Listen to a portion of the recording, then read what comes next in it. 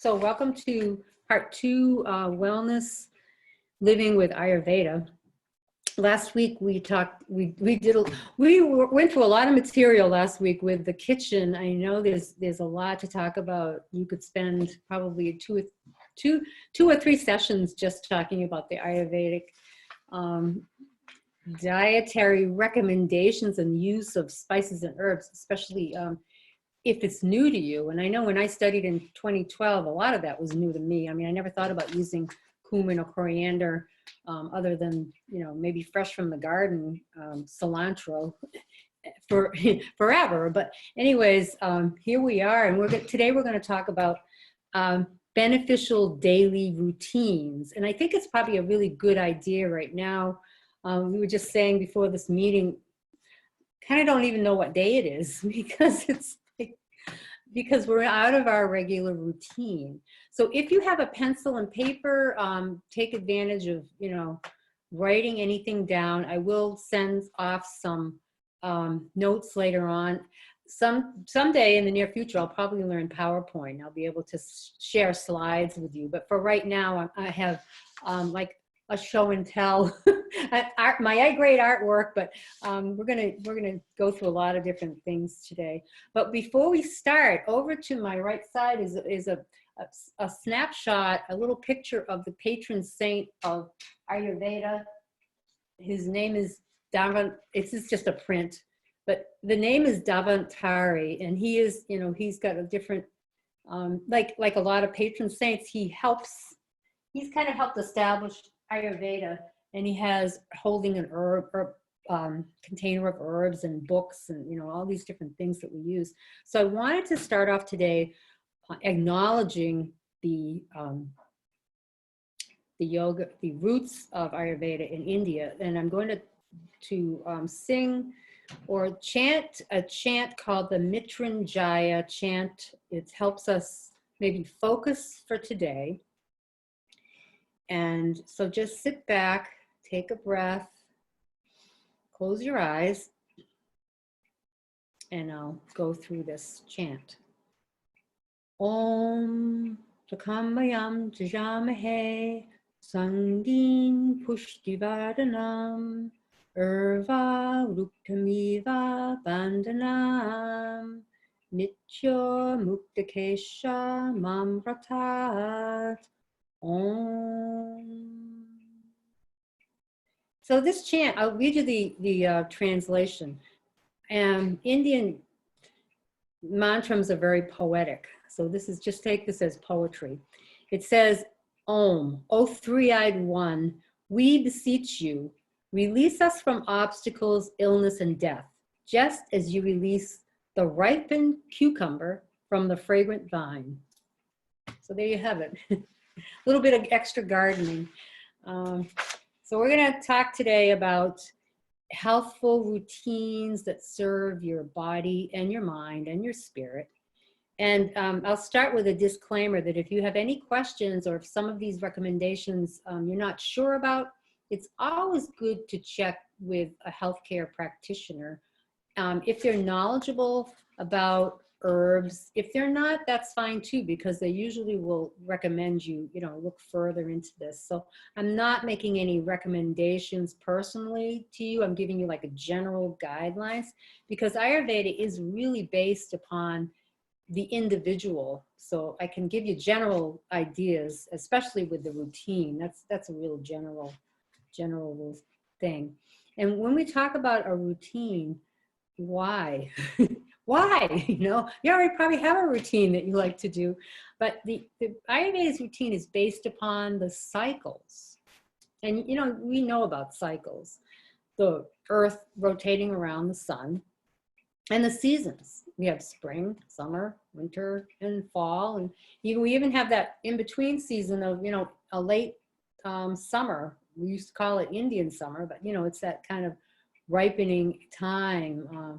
And so those seasons, ruti is the name for seasons, or cycle of the day, like morning, noon, and night. And in our lives of youth, of middle age, and of the elder years, all resemble each other. They all work, you know, they all work creatively and concurrently. So that's a cycle of creation and preservation. And then I call it like a deconstruction. And then it goes on again and creates, preserves, and deconstruction. And indeed, in Ayurveda, they even, you know, they have thousands of deities in Ayurveda. Like I mentioned, Daivatari. Well, they have the names of the goddesses for creation is Saraswati, and she's in charge of poetry, art, and music. It's kind of interesting because that's very creative. And then the goddess of sustaining, you may have heard of her name before, Lakshmi. And when I was in India, they would always have a picture when I went into the shops, there would always be a little picture of Lakshmi. And if you were the first customer of the day and say you were buying something and handing them a rupee, they would show it to Lakshmi and ask her to bless it because you were the first customer and they wanted more people. So this is kind of very, you know, sweet and dear. And so, you know, they're traditions. And so Lakshmi sustains things. And then the goddess of destruction, Kali, in other traditions, you know, Pele and volcanic goddess, you know, she's the destructive one. And there's probably male counterparts too, but I've always been kind of intrigued by the goddess part. So those three rhythms are always moving in every day.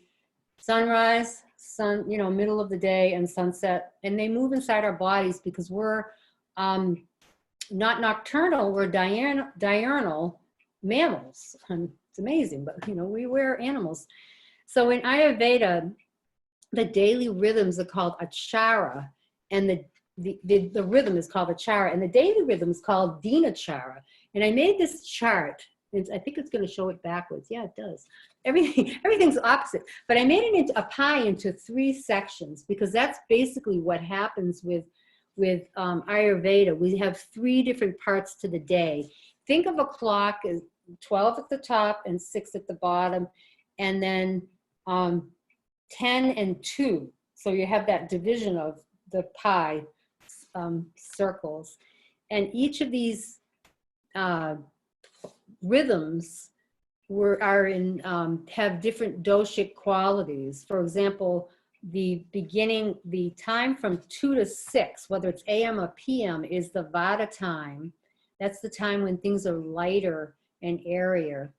And the time between 6 and 10 is considered the Kapha time, when things are heavier and more dense. And like in the morning when the dew, in the summer when the dew lays down on the grass, it's, you know, it's that heavy morning or evening time. And then from 10 either AM or PM till 2 is the fiery pitta time, when the sun is highest over the head, or it's in, you know, it's midnight. So these daily routines accommodate nature's rhythm. And when we follow these rhythms, we're in best position for maintaining balance and good health. So each period, like I said, has certain qualities, the doshic qualities, and I'll talk about those a little more, that they need to be either decreased or they'll accumulate in our body. So we like to kind of keep them in balance a little bit. And qualities are also called gunas in Ayurveda. Qualities like the spices in the foods we eat, and maybe, you know, maybe they're light or dry or watery or heavy. Those are qualities. Well, we have these in our mind also, and they're called the 3 mental gunas. And those 3 gunas you may have heard in yoga. I don't know if you have, but the word sattvic is meant to be very pure and light. And that's the quality of our mind's natural state, that pure, light openness is the mind's natural state.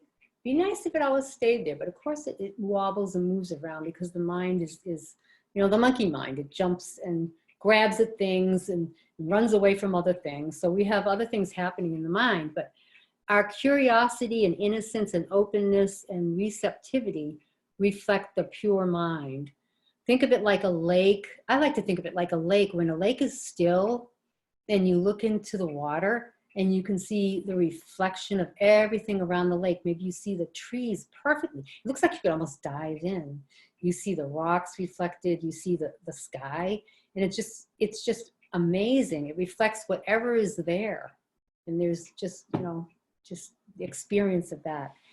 The second guna is called Raja or Rajastic. And Rajastic is when the wind comes along and ruffles the lake. You look at the reflection and you see a little disturbance.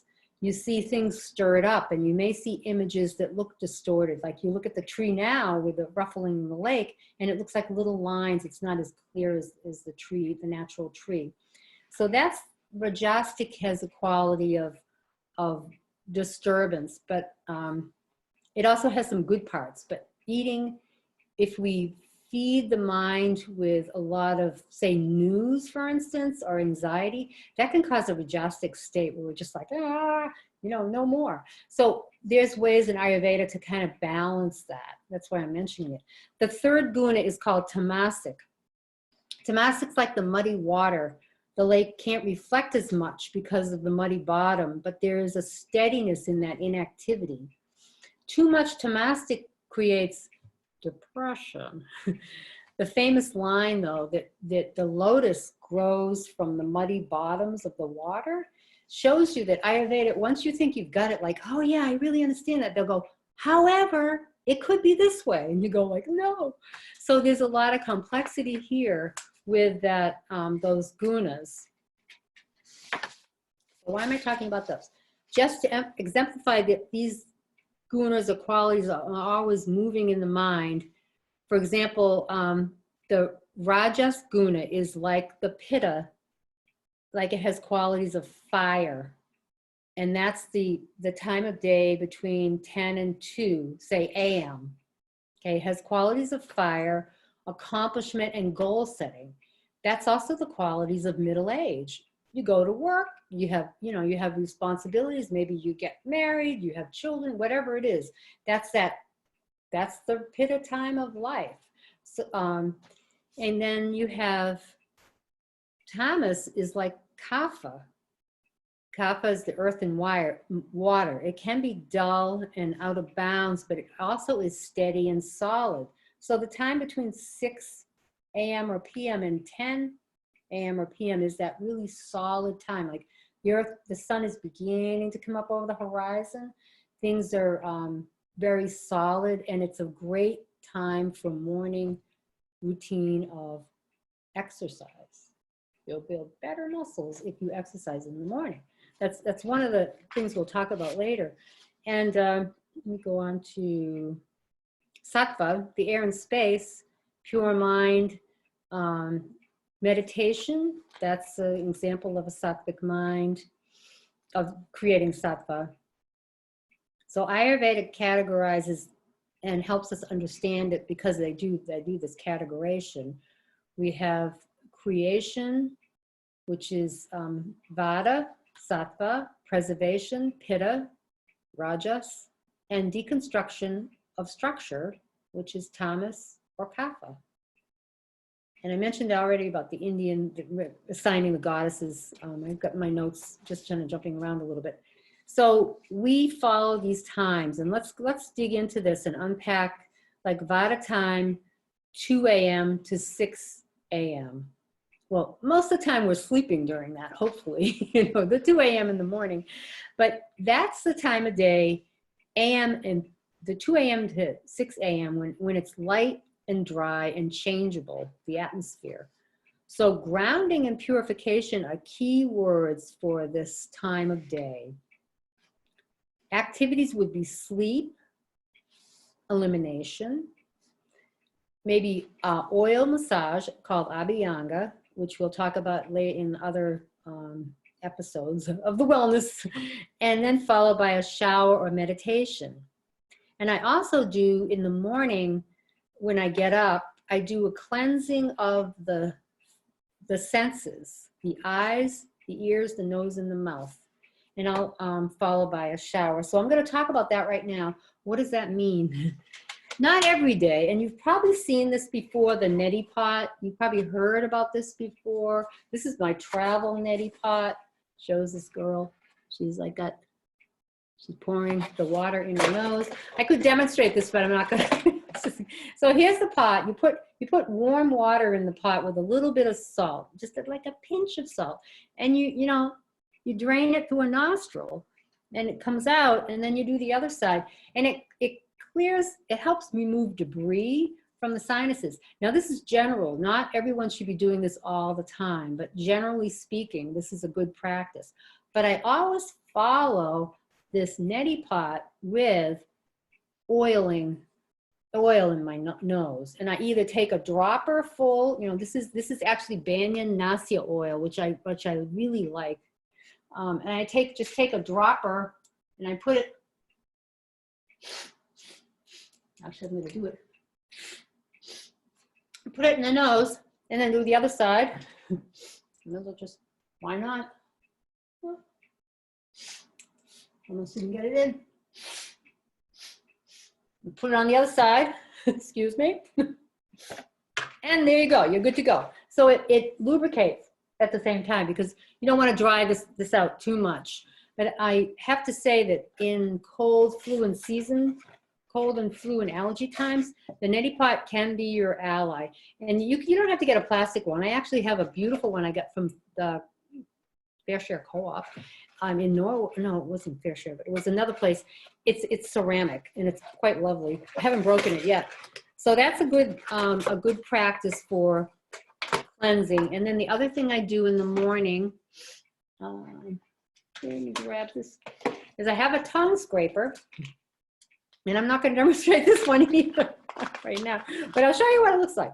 There's a tongue scraper, and you actually put it in the back of your mouth, not too far back, because we do have a normal gag reflex. And you gently scrape the tongue, just very gently. And you may notice you get a little bit of, material coming off. And that's a good thing, because in the morning we slept all the night. So our body has transformed and moved out toxins. And one of the places it's moved it through is the tongue. Just if you do get one of these, realize that you want to just experiment with it and be very gentle, because you don't want to scrape so hard you scrape off your lovely taste buds. That wouldn't be good. So, and the other thing I do in the morning is I take a little bit of sesame oil and pour it in a cup, and I swish it in my mouth, because sesame oil has a very high calcium. It's good for gums and teeth. Now, be careful with this too, because if you have implants, you might want to just rub your gums with this, not full on swish. And I'll tell you, because I had an implant, I had an excellent implant, had it for many years, started doing this more vigorously, and the appliance came out. And I think the gums got so plump and full, it just pushed that appliance out, and I had to have it fixed. And I'm thinking, well, back when this was practiced, I don't think they had implants in India, so they didn't even know this. So that word to the wise. But what it does is it does make your gums healthy. It keeps them healthy. And the other thing I do is I take a little bit of sesame oil, and I always put it in each ear. Now it sounds like a lot, but after you've done, you brush your teeth, of course. After you've done this, do these 5, sense cleansing. It takes only about 5 minutes, and it's not too bad. I almost feel like if I don't do it now, I'm like, wow, I forgot to brush my teeth in the morning. So they also recommend you shower in the morning, because the Ayurvedic thought is that at nighttime we're cleansing, and things are coming out through our skin. Our skin is the largest organ in the body, so we want to wash that off in the morning. We want to get rid of that, anything that's so, that's an interesting concept. So I do that in the morning, and meditation is really an excellent thing to do, especially it's really easy in the summer because the sun comes up a little early. So getting up at 5:30 is like no problem. You get to see, the sunrise, beautiful sunrise, and, do your little morning ablation, and then sit down for even, 5 or 10 minutes. If you can make it longer, that's great. If you have a And they have wonderful apps now.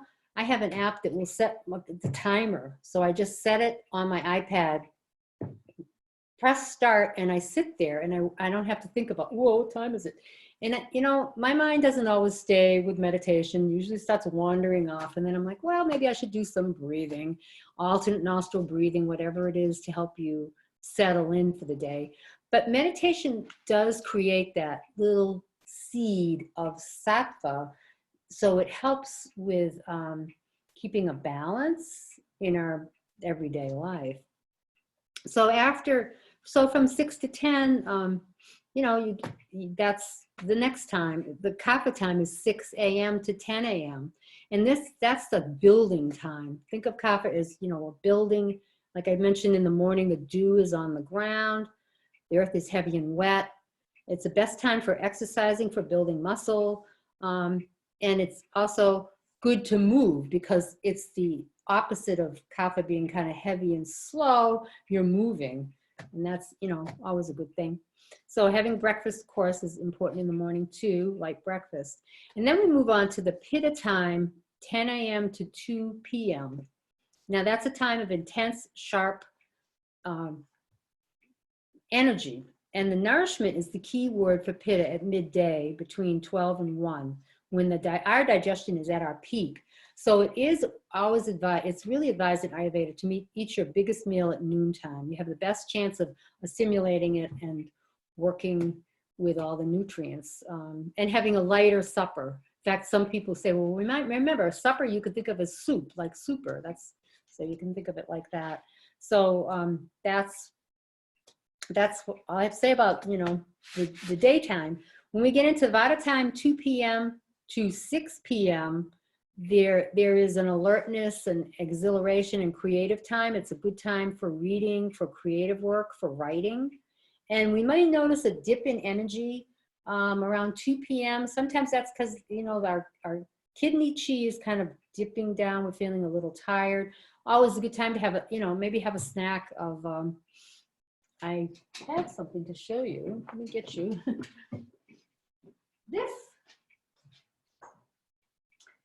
this recipe I have for, if you have a nut allergy, it's not good. But if you don't have a nut allergy, this is made with walnuts, with sesame seeds, with almonds and blackstrap molasses. And it's a little energy ball. And I'll send you that recipe. It's called a seed, what do I have? Seed infusion, or not infusion. Anyways, it's my nut recipe. Oh, here it is. Seed confectionery. You grind up a half a cup of flaxseed and walnuts and sesame seeds. And I put them in a Cuisinart because otherwise it would just, you know, a blender wouldn't work. And then I add a cup of ground almonds, and you grind that so it becomes a consistency of, you know, this is just like broken up. You know, it's just a little bit of, you know, I pack them together, they're little balls, but they give a lot of energy. So they're great. And they also have a lot of good omega, you know, the fatty oils in them. And so you just add the blackstrap molasses to taste and a little coconut, if you want flake coconut, and make them into balls, and you can eat them for a snack. So in the afternoon, okay, going back to this 2 to 6 p.m., we're eating a light dinner. I mentioned that. Sometimes when the sun is setting, it's a great time for gentle yoga, for restorative yoga, for another meditation if you feel like it. But we don't exercise at night because the feeling is it's overstimulating and overheating, and it counters the body's natural lowering of temperature during the middle of the night. So afternoon is a good time for socializing and walking around. Now, granted, some of these things I would take with a grain of salt, because when I was younger and I had to work, I would, you know, when I was in a 9 to 5, I would go and exercise after work, and it felt great because I had to relieve, I had a lot of tension and stress, so it was like stress relieving. So you have to modify, you know, I mean, this is a modification thing. And so we go to 6 p.m. to 10 p.m., and in kapha, that's kapha time, in nature, the world is beginning to slow down for the evening. We start this slowing down process and settling in. That's the key word. So casual walks after dinner, light winding down activities, and getting ready for bed. They recommend turning off electronic devices around 8:30 to prepare for sleep. And we'll talk more about the sleep routines next week, but if you have a problem getting to sleep at night, not waking up in the middle of the night, but settling down, there are some really good tips for that. And one of them is about, unfortunately, is about the electronic thing. I know right now I'm watching TV more than I ever did because, at nighttime it's kind of a social thing. But at around 8:30, I'm like, I don't know if I really want to see this, shoot 'em up action movie, because my mind will start, like, whoa, what happened next, or a series. And that's just a natural, because your mind's curious and you want to go, wants the answers. So it's best to obtain sleep or to get to bed before 10 or at 10. That's the optimal time, because we go into the pitta time at 10 p.m. to 2 a.m. And that's when our bodies naturally detoxify, and the mental, mental state starts to reduce too. So we kind of like decompress. So sleep and metabolizing stress. So it's like the body's household cleaning. You're going back to the docking station. If you have a Roomba, you go back, you're at there 10 to 2, and you're going to be sleeping well and beyond 2, hopefully. So let's, he also mentioned that these routines, you could take one if you find it interesting, try it out. This is a really good time to try it out, because right now, as I'm speaking, we just had a new moon. And new moons are great for starting and beginning. Like the farmers used to use new moons for planting seeds. So planting an idea in your head or creating a new habit does take a long time. It could take 28 days to kind of create something. I think I can genuinely say that since 2012, when I went to school, Ayurvedic school, we had to meditate, and we had to meditate twice a day. And, I got so I liked it. I think about it, get up in the morning, and then around 4 o'clock, we meditate again. And I dropped the afternoon meditations after I graduated, but every now and then at 4 o'clock, I think, this kind of remember that feeling, because it really settled me down. So, I did keep the morning part going pretty well. And I think it's, it's not like you want to it's not even like wanting to anymore. You just know that it feels good if you do it. If you don't, you feel not quite so great.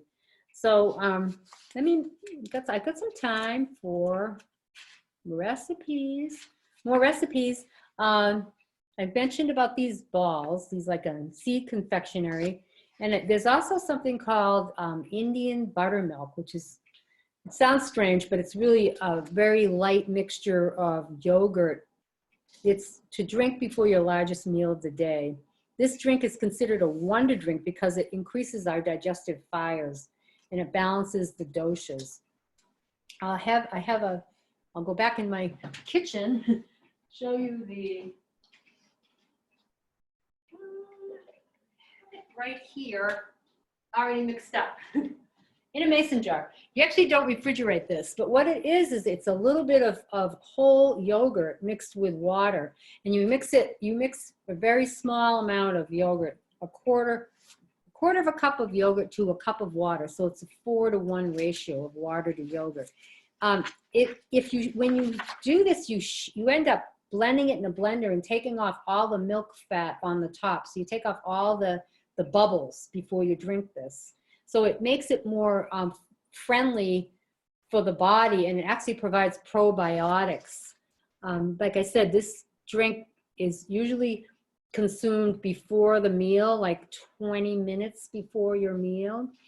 And it's helpful in various digestive disorders like constipation, indigestion, and loss of appetite.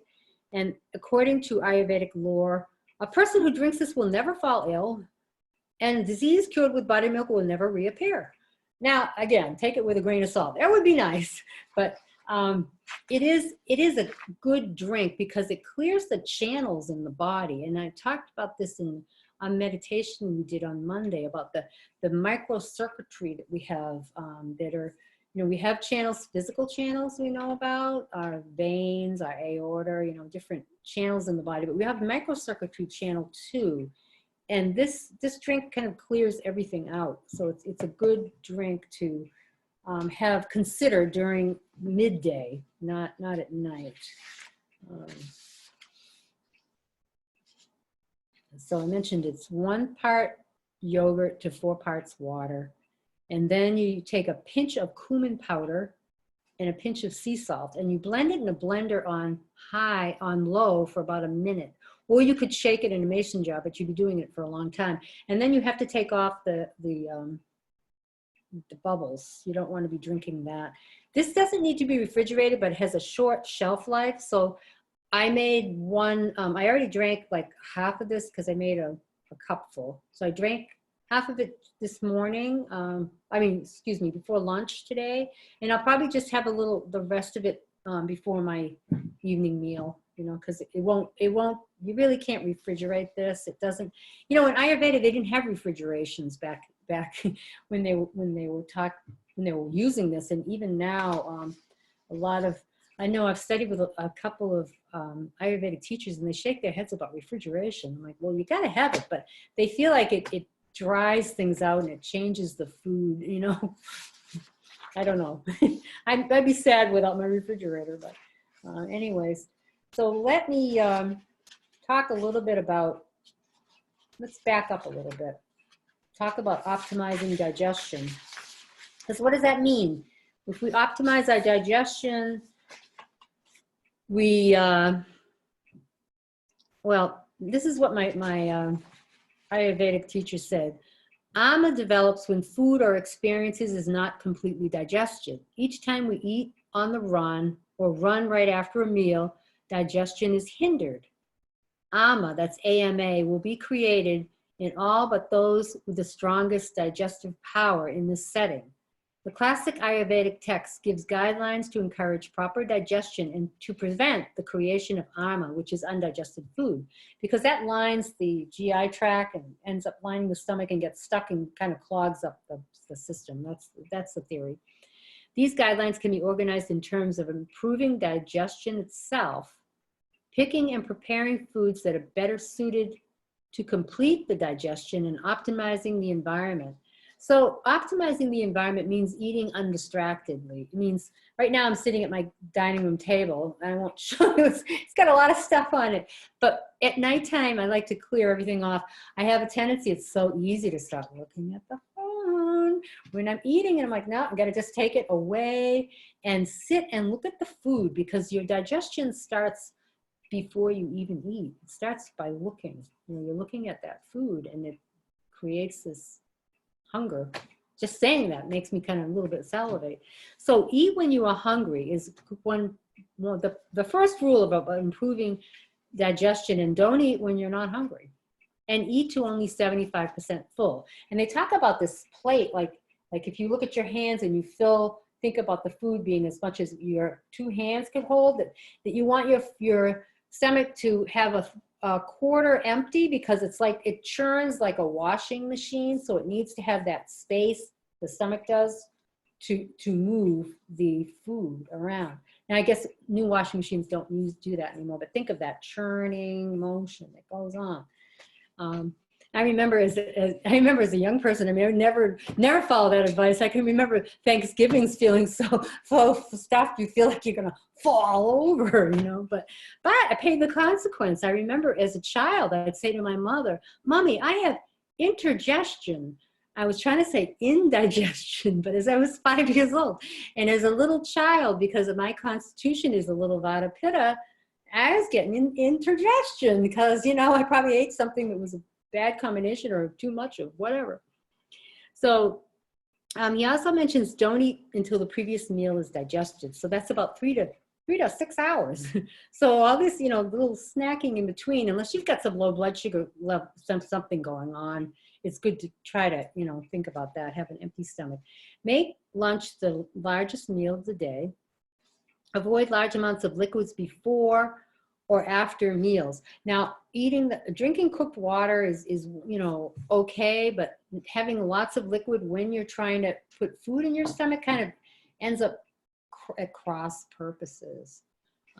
Avoid ice cold food and beverages. That's a big deal. You're always supposed to have something that's either room temperature or lower. And this one, your grandmother probably told you, chew your food well. Remember that? I remember that. You're supposed to chew your food 35 times. My husband's grandmother was from Germany, and she would, you know, I think she lived with them, and she would just chew your food, you know. She got those kids to sit, and boy, it's tough with kids. So you avoid large quantities of raw and uncooked food, because raw food and uncooked food are a little bit harder on the digestive system. Although I have to admit, right now, I have been craving sprouts, and I made actually sprouting some broccoli and some mung beans, because they're good for spring, and they've got a lot of vitamin C, and I have been wanting a little more salad. So salads are fine, but if you want to make them a little more easy to digest, think about putting dressings on them of oil and, you know, a little bit of maybe some vinegar, you know. I mean, you can cook a salad also. You can't cook lettuce. I tried it. It doesn't really work too well, but so that's why they talk about, they're not big on the raw food movement, but I think they know it has some benefits. The other one is to improve digestion is do not eat when you're upset, because when the stomach's upset, it won't be able to churn. Well, it's going to freeze. It's stopped. It's thinking about, you know, it's doing something. Your energy's up here. It's not down there. Don't eat too quickly. Don't eat too slowly. Eat just right, like the 3 bears. So that's one. You know, some people don't eat quickly. My husband's very slow eater, and you know, I tend to be the. I think because I grew up with a family of 4 girls, and if you didn't get to the table and get your food right away, you know, it could be gone. He's just like, you know, so it's interesting to try to, you know, cultivate that. Food selection, they ask you to, you know, eat organically when you can. Of course, we know about that. No GMOs, and fresh foods, of course. They say burned or foods that are rotted. Now, rotting foods can sometimes mean like soured foods, like sauerkrauts and things, or kimchi, which in their moderation can be fine, but too much of those things can create a dullness and create more, especially when you think of sauerkraut, because it has salt and water, so it can create that heaviness in the body. So something you want to avoid. Optimizing the environment, eating in a settled, quiet environment without no work, no papers around, no TV distraction. Who'd want to anyways right now, quite frankly, you know. You can try an experiment. Go turn on the news and think about if you're hungry, you know. Usually probably not this time with our current experience. Don't eat right before bed. It does tend to be when we would, you know, after 7 o'clock, there's more tendency to gain weight that way. I know in the winter times, I tend to do that. My sister who works nights, now that's an interesting thing, because night workers would have to shift their whole perspective. But she would come home after a night shift at 7 and want to just sit in bed and eat, because she felt, you know, she was very jacked up, and, you know, it was a lot. She works in ER, you know. So she's changed that over the years, and she's come to realize that that was an emotional component. You know, you're in your cuddly bed, you're with your blankie, and, you know, you're having something to eat, you know. It's an emotional thing, but it's not so good for the digestion. So food that is pleasant in both palate and sight is, of course, good. And food prepared by a happy, settled cook. So that's another one. They feel that, you know, any energy you put into your cooking is going out to the other people. Indeed, in some, I know in monasteries, the cooks would be, they'd be the special people that would be cooking. They'd have to have a settled mind when they cook, and the joy that would be in the food. So those are the tips for improving digestion. And I can read to you from another handout I have about beneficial daily routines, just to review. Waking up before sunrise, you know, is good for your energy. Lately, I've been wanting to wake up because the incredibly beautiful sunrises, and it's so inspiring. And I can step out on my outside and hear, I heard today the woodpecker, the wood thrush that feels like that two-stroke engine, bum, bum, bum, bum, bum. And I heard all kinds of birds, and it just was an inspiring moment. And I think that type of experience is good to cultivate because it does create that sattvic mind. It helps you stabilize and steady yourself. Rinsing, let's see, after waking up before sunrise, drink a full glass of water at room temperature. Does help with elimination if you're having elimination issues. There's other herbs that can help also, but you could just try, you know, a glass of warm water. Some people swear by that, or with lemon. Rinsing your mouth, you know, oiling your ears with sesame oil and doing the nasya. It's all good. Gargling with salt water if you feel anything coming on that's just a normal springtime thing. I know for me in springtime, sometimes I get that little bit of a drip feeling, you know, and a little, now I'm not alarmed, but sometimes the throat feels a little sore. And I think it's from that drip. And if I gargle with salt water and relax, it usually goes away. To me, it's an indicator. For me, it's a barometer. Like, oh, you're getting a little stressed here. Maybe you ought to just take it down a notch, you know? I mean, don't take yourself so seriously. And then I'll mention next time when we do the self-care, I think in 2 weeks from now, I'll talk about Abhyanga, using oil on your body before you shower. Some light yoga stretching in the morning or whatever you want, you know, movement in the morning is good. Nutritious breakfast, and then the relaxing meal between 11 and 2 in the morning. Let's say 12, why not? And then relax for a half an hour after lunch. If you're having any issues with digestion, that are having problems, you can always find after you eat to lie on your left side, because that's the way the colon runs. You know, it goes up, across, and down. It helps the body relax just for 10 or 15 minutes if you're feeling like you need to just kind of reset. It's good for the digestion. No, it's not sleeping, but you know, just that rest for a minute. Meditating in the late afternoon before the evening meal. Yeah, I mean, you can do morning and night if that works for you. And dinner, they suggest should be between 5 and 7. It shouldn't be a heavy meal, you know. But you know, in some cultures, like in Italy, they eat at night. I mean, when I was in Mexico many years ago, they'd have a meal at 10 o'clock at night, and I would get so I kind of like would have a big meal at noon, and then at night I would just kind of go there for socializing, because it was just like, whoa, another large meal at night. But you know, it's a cultural thing too. So allow 2 hours after dinner before you go to bed. So because that is when we're going to be resting. And they say here, go to bed between 10 and 11 and give thanks. Give thanks for your day, because that's always a good thing. So we have a few more minutes, and I can go over. Something you've probably all been dying to know is how to determine your Ayurvedic constitution. And what the heck is she talking about? Well, I talked about the 3 doshas, the Vata, Pitta, Kapha. And, you know, the Vata is the air and space. The Vata person, a pure Vata person, would be like an ectomorph, tall and thin, quick moving, mind that jumps all over the place, and maybe very inspirational. Just to give you an example, Pitta is more like the endomorph, the bodybuilder. Pitta is fire and water. So Pitta people have good muscular definition. They usually love competition mentally. There could be sports people. So I'm talking about the pure forms, because we're usually a mix. And then the Kapha person is a heavier bone, bigger boned, the nurturer. So that would be the mesomorph. Kapha people are nurturing. They're like the rock.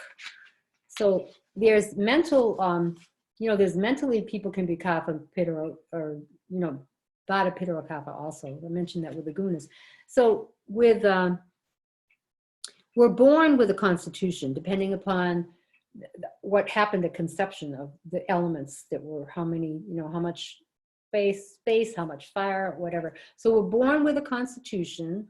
It's called a prakriti. And then we develop a vikriti over time of our imbalances. So we could be born as a vata and then change a little bit into a vata, have a vata pitta thing going on, like maybe having acid reflux or indigestion. So that would show that there's kind of like something happening doshically.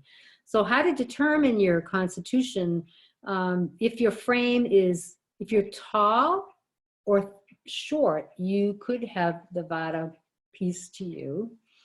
Pitta frames usually are medium, and kapha, I said, are heavy. Vata people have hard time gaining weight. They lose weight quickly. Pitta people are more like even. They're easy to gain, but easy to lose. And the kapha people are more like hard to lose, easy to gain weight. And the hair, vata hair is characterized by dry, frizzy, thin, or dark. Because you think about, you know, space, that's vata. Pitta is more straight, fine, premature graying. Think of Bill Gates. I think of him as very pitta. God, really, come on.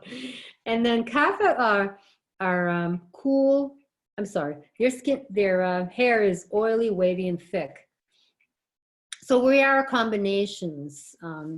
Our face frame, you can, if you look at your frame and think, you know, look at your wrist, and do you have like, does it look kind of thin? Is it medium? You know, if you look at your nails, I usually can tell pretty much the constitution of someone. If your nails are squarish, that's more of a pitta characteristic. If they're oval, that's more like a vata, oval, you know, vata. And if they're kind of large and square, that would be more like a kapha type person. So they also go on to appetites. You can have, if your appetite's irregular, that's a vata characteristic, air and space again. If it's intense, that's pitta. And if it's consistent, that would be kapha. And so we go on with different kind of determinations. With this chart, it's like to remember back in your youth, what were you like? You know, back in your youth, were you like, did you like to run around? Well, most kids do, but were you very active in love, competing? That would be more like the pitta type person. Or did you have a best friend that was so nurturing? Every time you had a problem, you'd always like, oh, you can go talk to Nancy, man. She always helps you out, because she's kind of slow moving, but she was the one that would always have the solutions and the answers. That would be the kapha person. And in Ayurveda, you treat the different doshas with different, like say, formulas. You treat vata like a flower, because vata can be very sensitive, and you treat pitta wants to know all the answers, so you treat them more like, you know, like a friend, like I'm going to give you the answers. And then you treat you treat pitta more like your enemy. You know, you're like, look, here's the boundaries. this is where we're going. And you treat kapha like the friend, because kapha is very, you know, is very loyal. So you have different ways of dealing with this. There's not one, you know, I think in our society, we think the vatas, oh, this is lovely. They're so thin and light and you know, fantastic. But kaphas make really good, kapha's really a good thing to have in your constitution, because they're very, kapha's stable. It has a lot of endurance. And you think that's what, you know, I mean, endurance is is really important. So that's something that you can develop. And these are doshas that are usually, if we're in balance, you don't even notice. They're just kind of silent. They're not, you know, speaking to us. When they become out of balance, like for example, vata, when it's out of balance, can show a lot of dry and roughness. It can also show a lot of dry, rough, or in speech, you know, in not just, that's mentally, you know, like crudeness, that could be vata. Sarcasm is more like the pitta, acid, fiery, flamey, reactive. Gee, I wonder, in our government, pitta, you know. Anyways, and the kapha would be more of the dullness. I mentioned before, tamas. See how this all kind of goes back in these ways. So kapha is more like that steady, slow, okay, Steve, dull, you know, moving around, cautious, but also enduring, and likes calm, leisurely activity. If you want to get a Kapha person moving, get them a dog, because they care more about the dog and nurturing the dog than they would if you said, go for a walk. So really, that's how it works. So I hope we've got 5 more minutes. I think I'm going to see if I can activate the chat room. Never done that before. If you have any questions. Yeah. If you have any questions to anyone, just type them in. See what happens here. I get a big blank screen. I know there's a lot of material here, and it folds in on itself, with Ayurveda.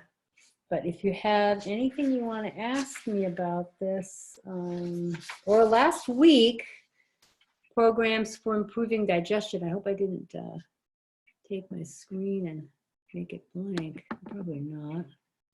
Okay. All right.